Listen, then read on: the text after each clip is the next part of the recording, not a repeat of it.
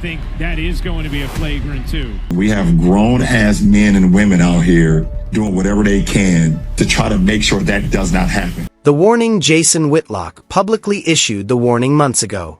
By Jason Whitlock months ago, he predicted that DiJonai Carrington would ultimately cause a major injury to a WNBA player. Carrington's fingernail struck Jessica Shepard across the face during a game against Minnesota earlier in the season, prompting the warning. Whitlock believed that if officials didn't intervene, someone would eventually suffer serious injuries since the league had grown far too tolerant of Carrington's tough style of play. Nothing significant altered. Then August 8, 2026, arrived. For what appeared to be a standard transition layup, Sophie Cunningham broke loose. Carrington pursued her from behind, wrapped her left arm around her, and struck Cunningham hard across the neck and face. Cunningham was thrown forcefully to the ground by the hit before she could even brace herself. All of a sudden, the warning from months before didn't seem quite as simple to ignore. I don't think that DiJonai intentionally came out to get her across the neck like she did, but it did happen, and I thought it was the right call.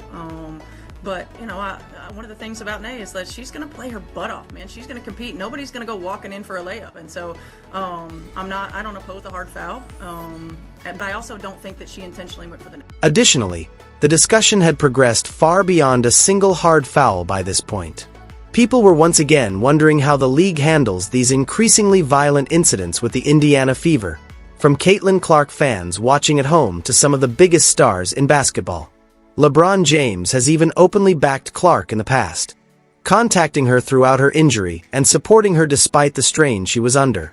It is therefore impossible to overlook one inquiry after witnessing yet another Fever player make severe facial contact. How many similar occurrences must occur before the league determines that enough is enough? So DiJonai Carrington last night almost took off Sophie Cunningham's head, gets ejected from the game, rightfully so, runs to the locker room, gets on Threads, and types out white privilege, which is crazy, especially coming from a gal that's literally wearing a bleach blonde wig. Now let's talk about black privilege for a second. Doing something completely wrong and unethical, and instead of taking responsibility, pulls out the race card and acts like a victim. Yeah, that's what we just witnessed here. The sheer lack of accountability on DiJonai's end, that was so intentional. Look at DiJonai staring at Sophie's head the whole time, and look at her reaction after. That's anger. A normal reaction would be to ask if Sophie was okay or immediately apologize, but instead she shoves her. The audacity to go and cry wolf and pull out the fake victim card and scream white privilege, all the while making Sophie Cunningham bleed as a result to her actions. People are tired of everything being blamed on race. I wouldn't be surprised if DiJonai did this in response to Sophie Cunningham coming out vocally in response to protecting women in women's sports. This was not white privilege. Under DiJonai's definition of white privilege, here's some more white privilege. Getting ejected from the game was called consequences to actions, and DiJonai should be thankful that an ejection is all that happened, because she ought to be suspended from the entire league. Late in the first quarter, Cunningham found herself on the break with a clear route to the rim as the Sky led 18-17. Carrington smacked Cunningham on the side of the head with her left arm as she was making the layup. Cunningham fell hard to the ground, but he quickly got back up to face Carrington. After being reviewed, the play, which had previously been deemed flagrant, was upgraded. So a black girl clotheslines a white girl on the basketball court, was ejected from the game, and then immediately tweets out white privilege. The claim is so outlandish, I don't even know how to rebut it or what commentary to provide, because in what world does it make sense, right? Then you have Sports Illustrated with this headline after the game. Let me just remind you what Sophie Cunningham said. Actually, I'll just put it right here. This is what Sophie Cunningham said regarding protecting women's sports. That is it. Nothing more, nothing less. So I guess this is the price of standing for women and for girls. And what, we all just have to accept it as karma?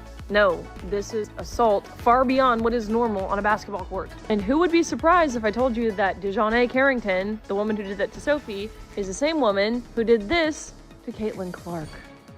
One more time, just in slow-mo. Oh yeah, that pesky white privilege. Final thoughts. The WNBA is a joke. Sophie Cunningham is an icon, and black people like DiJonai Carrington can, in fact, be racist. Carrington chased the play down from behind after Cunningham had already broken loose for what appeared to be an uncontested layup. Cunningham was on her way up when Carrington swung her left arm across and caught her high around the face and neck, causing her to fall backward to the ground without having a chance to brace herself. Enraged, Cunningham leaped back to her feet and confronted Carrington. Before Michaela Timspon, security, and others intervened to separate them and prevent the situation from getting worse, there was even a brief shove. Take a walk with me, take a walk with me, take a walk with me. There is craziness going on in the WNBA. DiJonai Carrington tweeted out white privilege from the locker room of a game that she was playing in. Get this, she fouled Sophie Cunningham hard. Sophie Cunningham, obviously white person, fouled her hard. Flagrant 2, gets ejected, goes to the locker room and tweets out white privilege in the middle of the game. Now here's the kicker to me.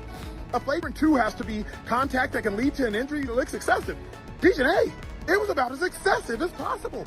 If there was any evidence of there being white privilege, this was not it. What the hell do y'all think? On August 8, 2026, that was the mood around the Indiana Fever. However, the debate continued even after Carrington left the court.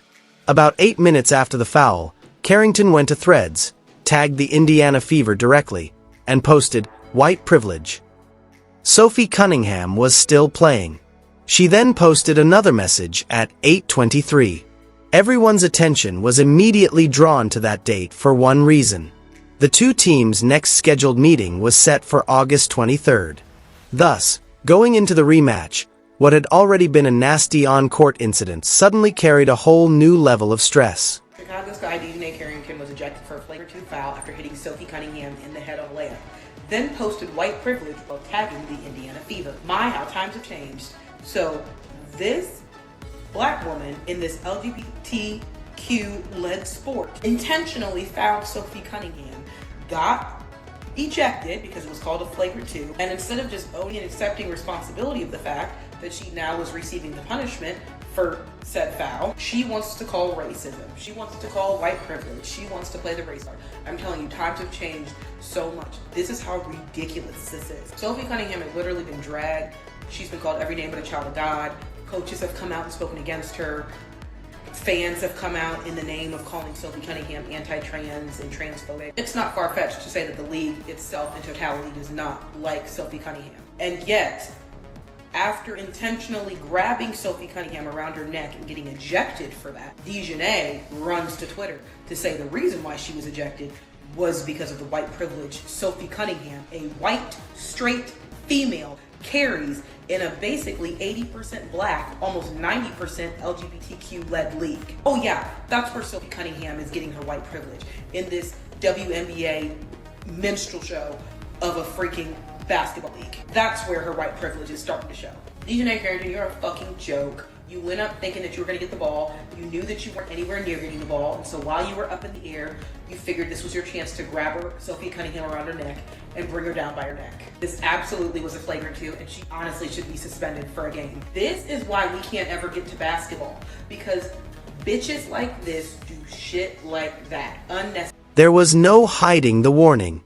It was direct, public, and hard to overlook music. Jason Whitlock has previously predicted that Carrington's style of play will someday cause significant injury to someone. The league was aware of the criticism, but not much had changed. The breakout versus Sophie Cunningham followed. Cunningham was thrown to the ground when Carrington followed the play down and swung across her face. Whitlock's admonition no longer sounded overly dramatic, because Carrington had previously been the focal point of a contentious heavy contact play. She faced Caitlin Clark and the Indiana Fever in the first round of the 2024 playoffs. Carrington, the best perimeter defender for Connecticut, guarded Clark for the majority of the series. She also touched Clark's face early in the first game, briefly removing her from the action. Carrington was at the center of a play involving face contact once more, even though it was a different season and a different Fever player. And that's what keeps this discussion going.